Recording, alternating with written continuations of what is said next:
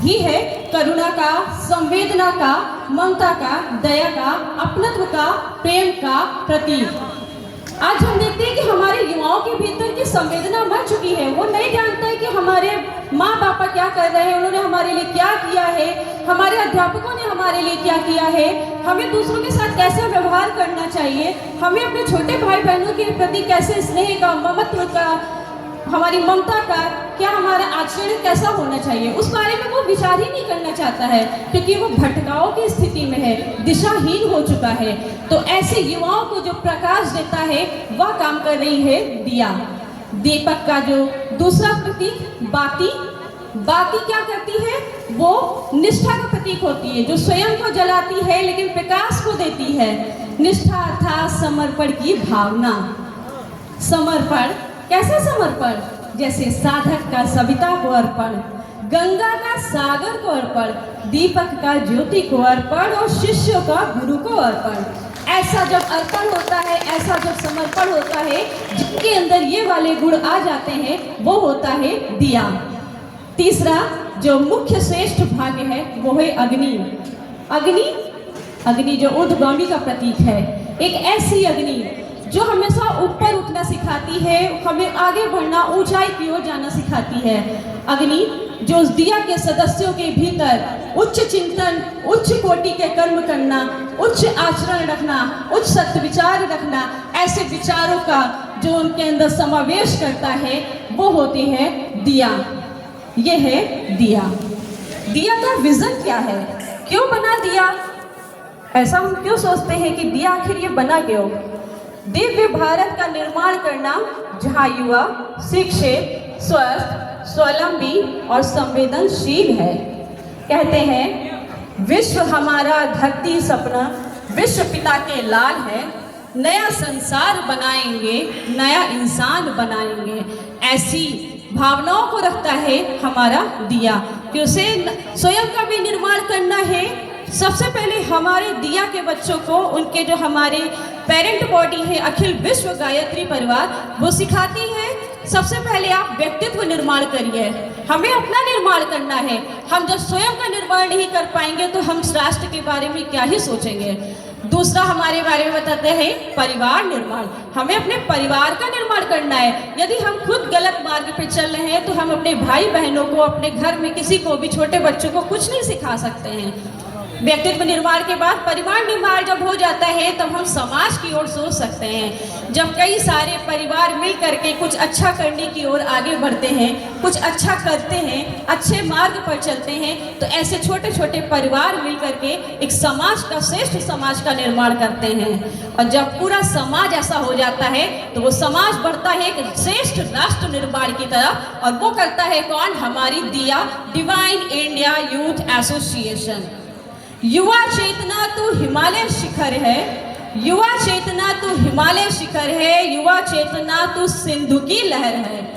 ऐसी सिंधु की लहर की ओर बढ़ने वाली चेतना जब जागृत हो जाती है, वो होती है हमारी दिया, डिवाइन इंडिया यूथ एसोसिएशन। ऐसे भाव को जागृत करते हुए समझदारी, ईमानदारी, जिम्मेदारी, बहादुरी के मार्ग पर तब ये दिव्य भारत युवा संघ जो कार्य कर रहा है, जो अग्रसर हो रहा है, वो कार्य करने के लिए सभी को बताते चलते हैं हमारे दिया के सदस्य, हमारे दिया के दिव्य भाई बहन।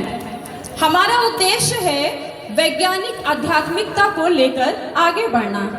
हम जानते हैं हमारे यहाँ प्राचीन भारतीय ज्ञान को आधुनिक विज्ञान से जोड़कर युवाओं को कैसे प्रेरित करते हैं, लेकिन हम उन चीज़ों को छोड़ चुके हैं।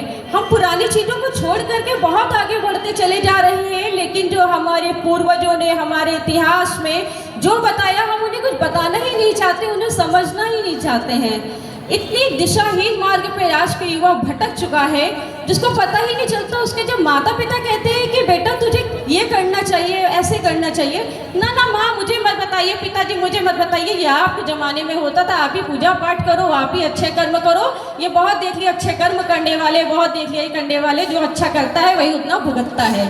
ये आज के युवा का चिंतन हो चुका है। लेकिन ये हम उनके चिंतन को तभी श्रेष्ठ मार्ग की ओर, सुधार के मार्ग की ओर बढ़ा सकते हैं जब हम उन्हें बताएंगे कि एक श्रेष्ठ युवा, एक श्रेष्ठ नागरिक बनने के पीछे के कारण क्या होते हैं। तो उस आध्यात्मिक और उसके पीछे का जो विज्ञान है उसको जोड़ करके हमें उनको बताना चाहिए कि हम क्यों विज्ञान के साथ अध्यात्म के समन्वय को लेकर के आगे बढ़ सकते हैं, जो हमें मानसिक शांति न केवल प्रदान करता है बल्कि हमें एक शक्ति भी प्रदान करता है, जो हमें श्रेष्ठ और सोचने के लिए, श्रेष्ठ करने के लिए प्रेरित करता है। युवाओं की छिपी हुई क्षमताओं को जगाना और उन्हें एक आदर्श नागरिक बनाना, समाज में फैली कुरीतियों, नशा, दहेज आदि को जो मिटाने के लिए जो सोच लें, जो सकारात्मक सोच रखने के अपने अंदर इस इच्छा को जागृत कर सके, नकारात्मकता से सकारात्मकता की ओर बढ़ने के लिए अपने अंदर के भावों को जगा सके, वो होता है दिया। दिया जब ऐसा चिंतन करता है तो एक ना सिर्फ श्रेष्ठ परिवार का, ना समाज का, बल्कि एक श्रेष्ठ राष्ट्र का निर्माण करने के लिए अपने अंदर की प्रतिभा को, अपने अंदर की योग्यता को विकसित कर लेता है। हमारा अगला उद्देश्य है थॉट रिवॉल्यूशन। हमारे अंदर विचार क्रांति होनी चाहिए। जब हम विचारों के लिए कुछ अच्छा सोचेंगे, कुछ करेंगे, तभी हम राष्ट्र के लिए कर पाएंगे। हम स्वयं के लिए करना ही नहीं चाहते। राष्ट्र निर्माण युवाओं की ऊर्जा को देश की सामाजिक और आर्थिक प्रगति में लगाना।